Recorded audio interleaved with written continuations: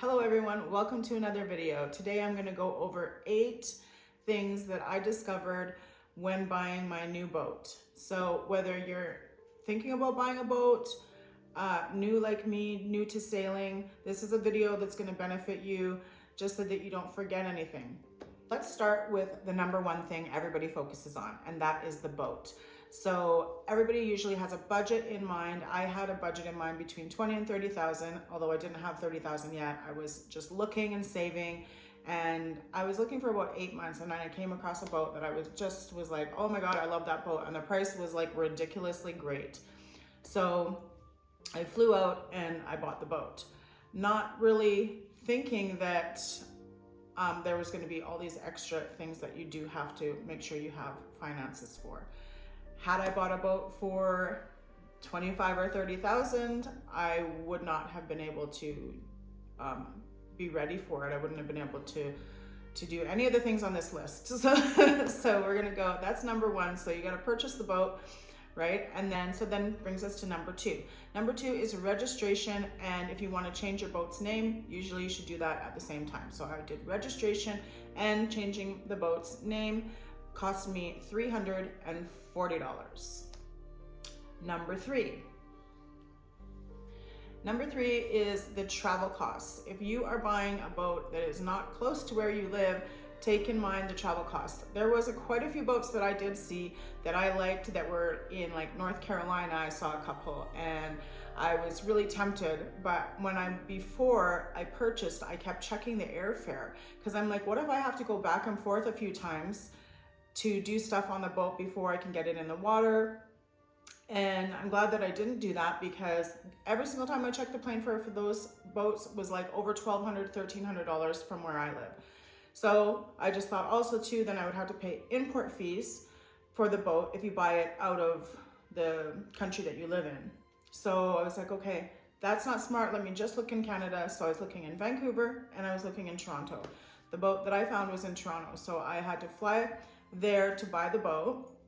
Then I had to fly back to winterize the boat, and that cost me plus taxi fare from the airport to the marina. So all that in total, I spent $1,200. Crazy. That brings us to number 4, haul out and winter storage. Now that depends on what time of year you're buying your boat. If you buy it in the spring, you don't have to worry about this, but I bought mine in the fall. So being that it was October, I had to get it hauled out, pay for cold Canadian winter. It was the haul out fee, the storage for the yard, then to also put the boat back in the spring. So that's all included in one price. They charged me $3,080. So number 5 is boat insurance. You have to get insurance for your boat, and that's a pretty easy one. You just call around and try to find the best deal. That's also going to depend on what type of boat you have, how old it is. I had to pay number 6. So if your boat has had a survey done, I think it's within 4 years, you won't have to get a new survey done. But if it's anything previous to that, or if it's never had a survey, to get insurance, you have to get a survey done. The boat survey was $852. That also depends on if you are gonna be going with the minimum package. Like there was a package where he just checked for insurance, which is cheaper. That one I believed was in the 700 range. I opted for a little bit more of a check so that I could get the rigging checked and so on and so forth, instead of having to regret that and pay for that later on down the road. You can also pay for a survey when they take the boat out and test it on the water as well. So I did not do that because I had already hauled out. So I just stuck with the $852, but that price can also depend. So you have to make sure that you check that out.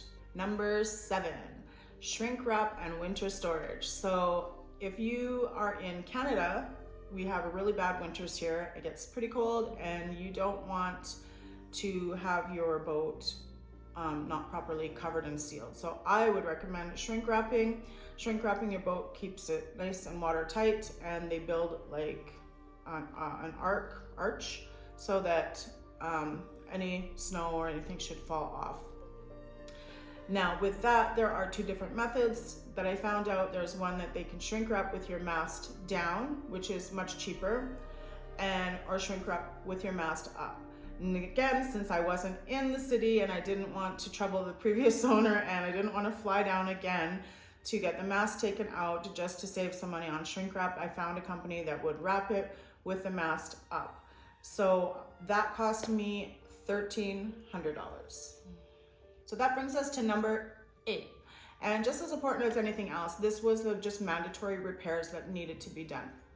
Now, remember when I talked about the boat survey? Well, when he did the survey, he comes up with 3 different sections: critical, and then mid section of like stuff that should be done, and then the last section is like stuff that you can do. It's not super important, but if you want to do it, you can do it. So the critical stuff has to be done before you can get the insurance. I had about 6 small critical things listed on my survey, like some pins and some stuff with the rigging and some wiring problems and issues.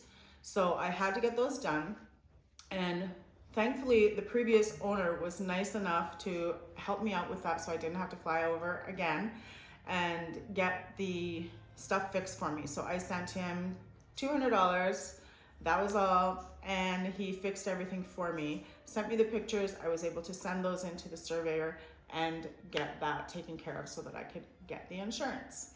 So it all kind of wraps up into one big ball of those are the things that I've only encountered so far, and there's plenty more to go, I'm sure, before I even get into the water. But those are some initial costs that you need to really think about before you buy your boat, or before you even think about buying a boat. And also, like, just to budget in, like I said, budget it in, because if I had taken that $25,000 and bought the boat, I wouldn't have been able to do any of that stuff. And who knows, I might have been in trouble at the marina, even figuring out where I was going to put the boat, how to get the boat out, maybe borrowing money from people, like who knows, right? So just make sure you do your research and find out the cost of all of those things before you get into this whole situation. Thankfully, my boat was very affordable and I was able to get everything done. Grand total of what I spent, including the boat cost, $13,000 plus all of the extras, was $20,759. That's quite a big jump just to get you going. And this video is not meant to scare anybody off from sailing. Sailing is great, I love it. So it's just to be informative, just some things that you should keep in mind when buying your boat. So if you found value in this video, please like and subscribe, because I would really appreciate it. I'd like to do more videos in the future and when I'm actually sailing, and I'd love for you guys to tag along. So thanks for watching. Like, subscribe. See you in the next one.